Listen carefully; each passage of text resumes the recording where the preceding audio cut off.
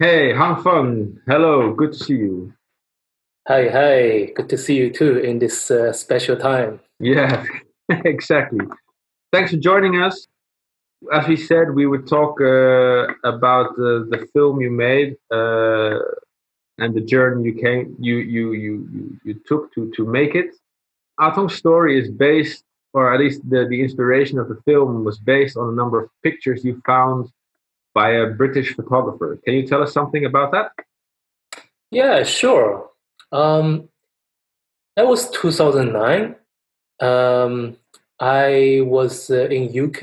I had an artist residency there, and in this city called Bradford, um, there is one of the biggest media museum called the National Media Museum in Bradford.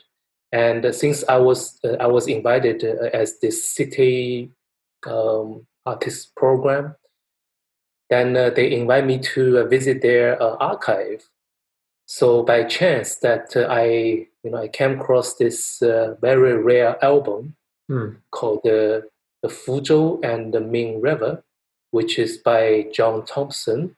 I believe it was this those photos were taken in 1870. It's a photo album consists of maybe around 80 photographs Okay. that at the time he traveled from Fuzhou, which was one of the biggest port for you know, export. Then along the Ming River all the way to Yanping. And what I kind mean, of all the, pictures? Yeah, what kind of pictures were they? well, their landscape, their portrait of, the people he met. Um, I mean, there's also photographs of architecture, buildings, temples. Yeah, so basically, it's a survey of like historical, geographical evidence of what it looked like at the time. I mean, this region in China, which is in Fujian province. And what? And because then you went to look for these places. What inspired you to look for these places?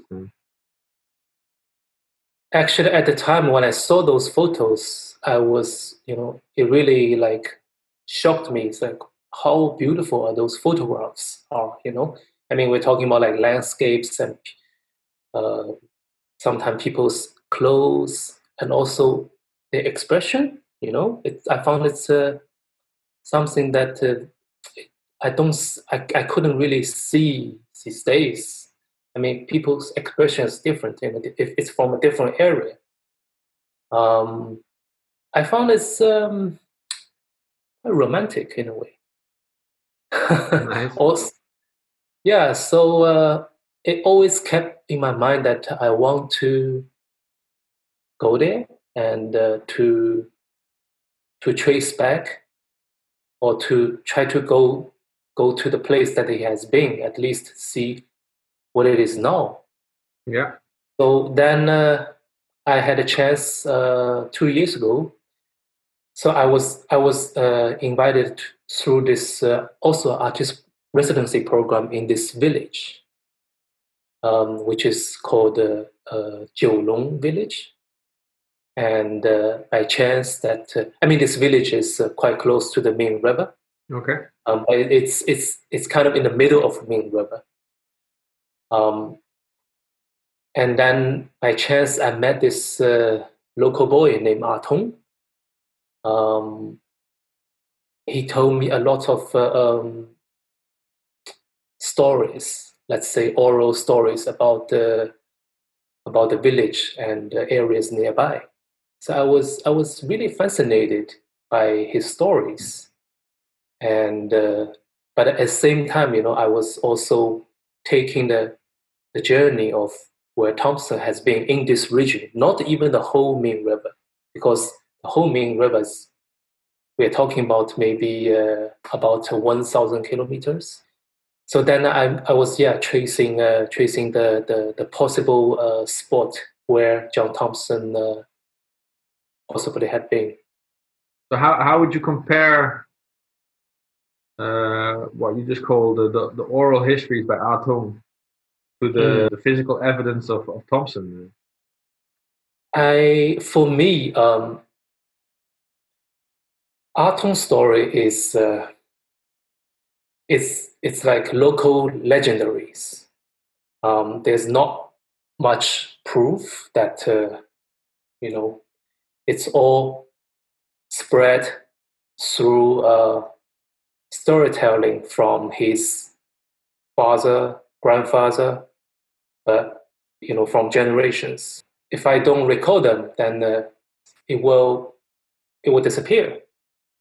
So I start to write down his stories. But then at the same time, Thompson's photographs made me imagine that maybe some of the Ah Tong's stories can be reflected through Thompson's photographs. So that's how I try to make the connection. Yeah. And so if we look at the rest of your practice, at all the works, there's two things we've talked about: the importance of history, and the other thing which fascinates you a lot is species coming from the outside, which are not from there. Oh, you mean invasive species? Invasive species. These are actually two themes, I guess, which come back in this film.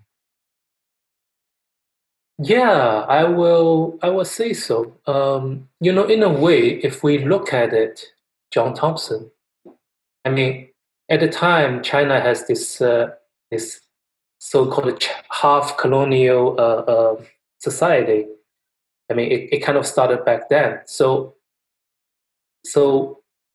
for me, John Thompson could be a colonial photographer.